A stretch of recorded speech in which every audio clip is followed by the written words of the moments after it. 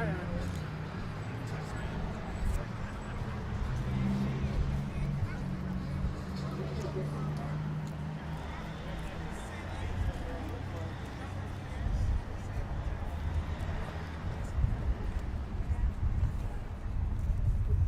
of the folks, if we could come to the other side as well.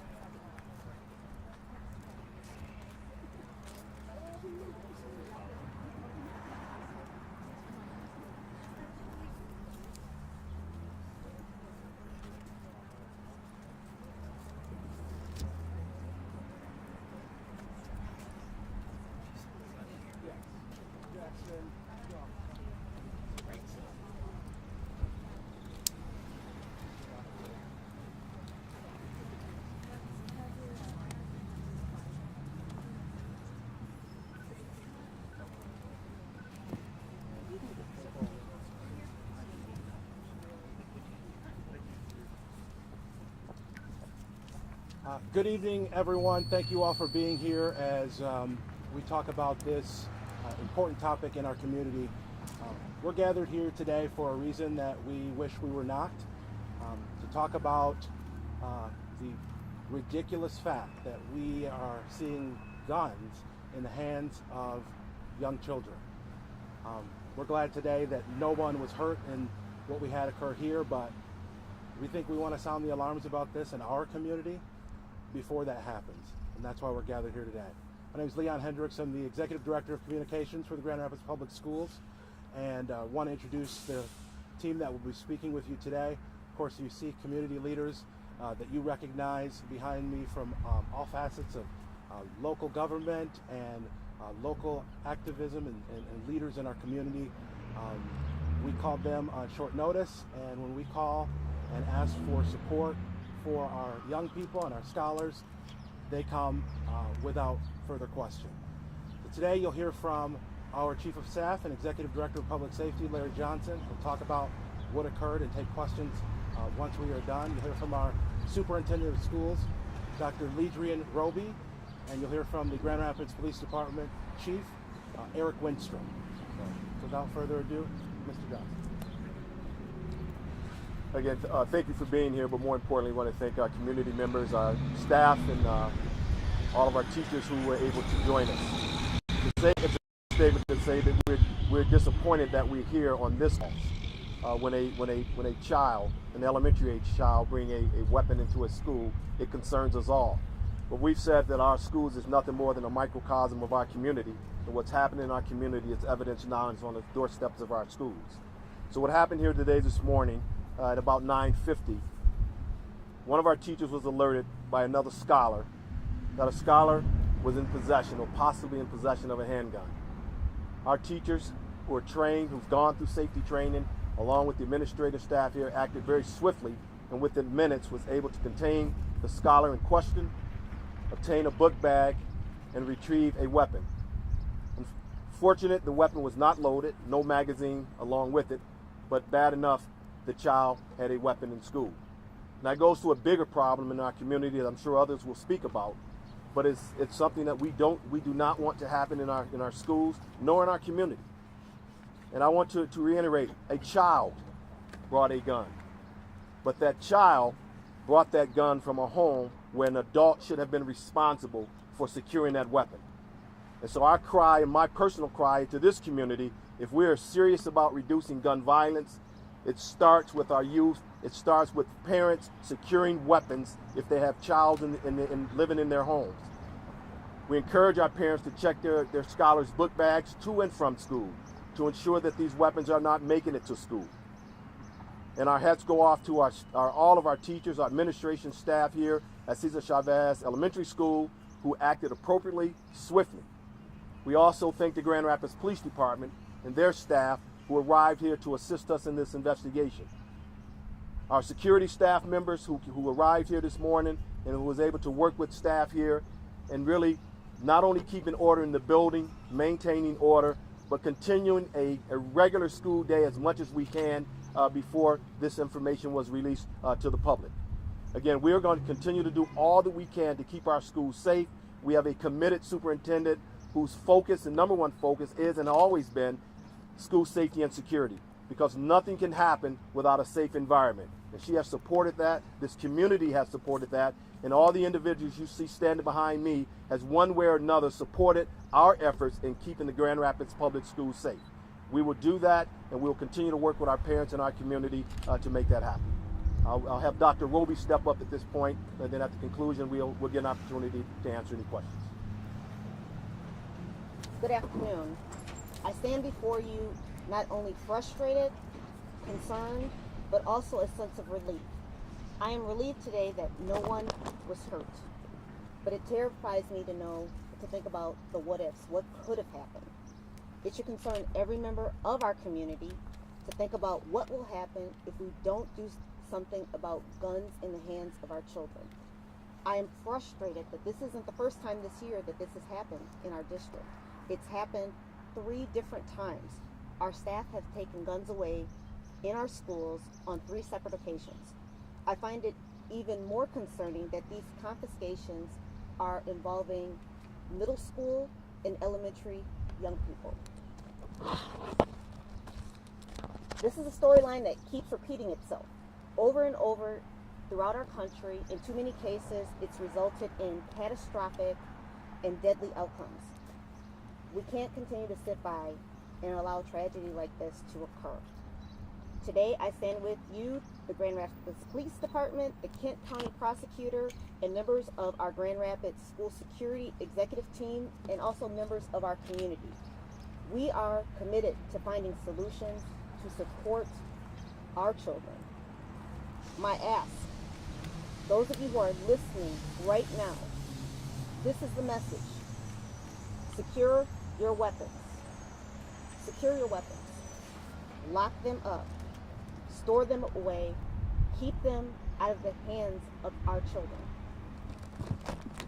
We are working right now to put together a community conversation and forum around this very topic of securing our schools. We will share more information soon about next steps, and we want our community to join us. Another feeling that I have as I stand here today is hope. I am always hopeful and wanting to make sure that we protect our school and our community and protect our scholars from a sense of hope. When this community comes together, there is no limit to what we can do for the future of our young people. I will turn it over to Chief Winstrom. Thanks, Dr. Roby. So I first want to say how proud I am to live in a community where we have leaders like Dr. Roby who really put the safety of our children as number one. It's pretty shocking, a 7-year-old with a handgun in a school. But I'll tell you, this is not a GRPS issue. This is not a school issue. The Grand Rapids Police Department has recovered many handguns off 11-year-olds, now today as young as 7 years old. And we're going to do what we can to take illegally possessed guns off the street. But I'll tell you, I don't want to have police officers taking handguns off of middle school kids, off of elementary school kids. Part of that is recently we had the Public Act 17 recently passed. That's going to come into place it's going to take effect in a couple months, where it's going to finally put the law in place where you have to secure your guns from children at home. There's no reason parents and adults in Grand Rapids and our community shouldn't be doing that right now. Do not let these kids get a hold of these guns. Thank you. All right, we'll now take some questions if you have them from anyone who's here. I guess first question that I have, do you guys have any indication as to how that student got the gun? I'm assuming it was from home, and I guess, are you guys speaking with their parents? Are you guys considering filing charges against their parents too? We're confident that the weapon came from the child's home. We are working with the Grand Rapids Police Department, their detective unit, and I'm sure they will work with Kent County Prosecutor as to next steps.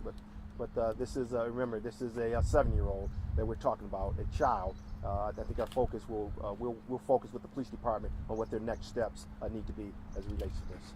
Then I guess just real quick a follow-up. This might be more so for you, Chief Lindstrom. Can you talk about your detectives? I mean, obviously, I'm assuming they have talked to that child's parents. What was the child's parents' reaction to this? Sure, and I just want to note for the record, we're joined by Prosecutor Becker. This is an extremely serious incident. Obviously, we're talking about a 7-year-old child here, so we're out treating that 7-year-old as a victim. So let's move on to the adults involved in this, and that's where our investigation is leading. This happened just earlier on today, so the investigation is in progress. But we're going to look to things as in, is the gun registered? The adult who had the gun, are they legally allowed to have the gun? And then we'll follow that investigation from there. But certainly we will be considering charges against the adult, as we have in the past, as recently as I believe it was about 6 months ago or so, where we had a 13-year-old killed in our city by another 13-year-old who had access to an adult's gun, and that adult was charged with involuntary manslaughter. So if the facts bring us to a point where we can get a case over to the prosecutor, that's certainly the direction we'll go. Thanks, Chief. Next question. Taylor. This is a question for the superintendent. Being this is the third incident that's happened, is metal detectors being added to schools? Is that being considered, adding more of them to more schools?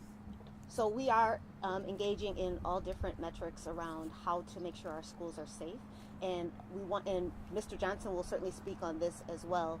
Metal detectors are not, they are a deterrent, but that we don't want to also provide a false sense of that will be the only tool. Our best tool is our relationships with our young people, and this the young scholar who shared with his teacher that he thought his classmate had a gun in his backpack, that means that he trusts the adult in his life to share that. And so that is our best form of defense.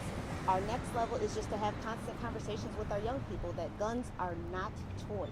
But we are having, to answer your question, we are exploring what are some additional opportunities that we can have for safety in our schools. Remember, this is a place of education. We do not want our schools to become prisons. We want our schools to be a place where young people can thrive and learn and grow. And just as many people who are for metal detectors, there's also an equal number of families that are against it because they want their children to have a childhood. No, I think Dr. Roby covered it very well. We'll look at all the tools necessary to keep our schools safe, and we realize, and I realized long time ago, it's not going to be the hardware that keep our schools safe, but it's the hardware. It's the relationships that we build with our students, with our families, and how we work with our community. Again, this is not a Grand Rapids public school problem. It's not a Grand Rapids Police Department. This is a community problem. And our community have to come together to resolve these decisions that our young kids make in this community. If we're going to make an impact, then we all have to work together. All the folks that you see standing behind us, all of us are committed to that, and we're going to do that and push our community to offer something better and choices better for our young people in this community. Others. This might be for the superintendent as well. And I know you guys can't really speak necessarily on disciplinary actions, but can you speak on what the school policy says for incidents like these? So we will follow our district disciplinary policy, which obviously it's about safety for our young people. This is one of those experiences where typically when we make policies around weapons, we are thinking of older children.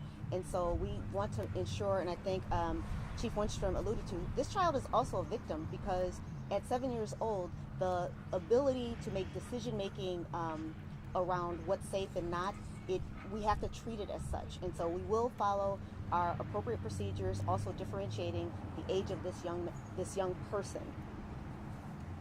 Thank you, Dr. Roby. Other questions? Can you speak as to why this child brought the gun to school? I don't know if you talked to him or... We can. We've had an opportunity to talk with his parents, talk to him. Police department's had an opportunity to talk to him, and right now we're gonna allow the police department to continue the investigation, to take that where it needs to go, and we won't speak on the reasons.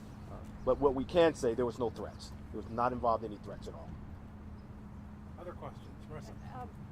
I just know over the past year, we've reported a lot on threats to school safety in general and the importance of speaking up. Obviously, a student speaking up today really helped, bring this to a conclusion. I guess, can you just talk a little bit about the importance? What difference can it make when a student decides to speak up when they do see something in their schools or hear something?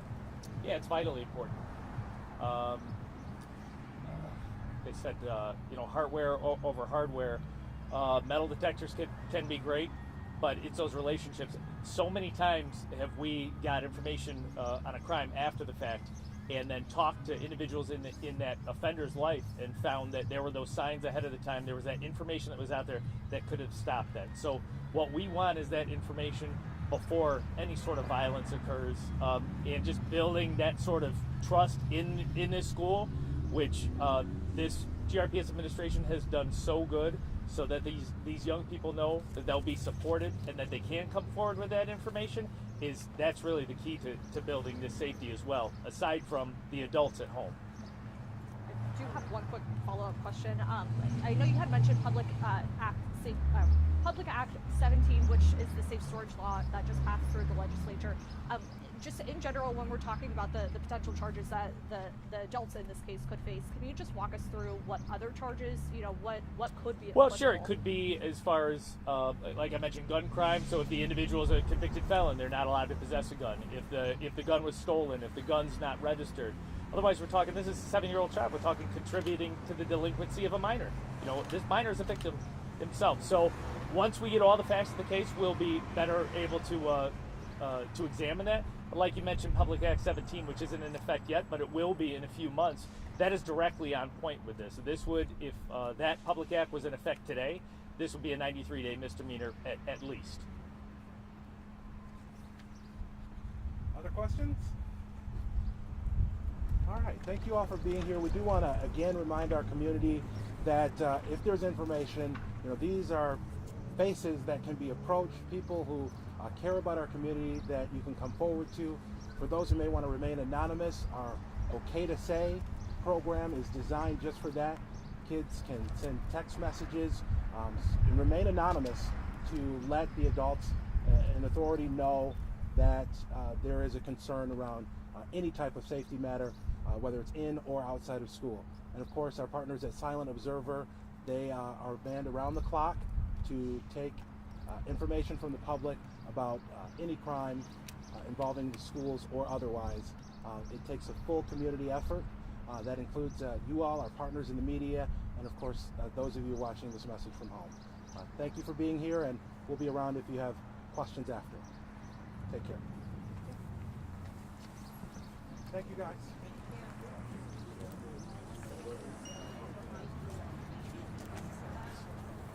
For those of you who are with the Spanish-speaking media, you're welcome to come up, and our executive director in charge of this school will answer some questions for you.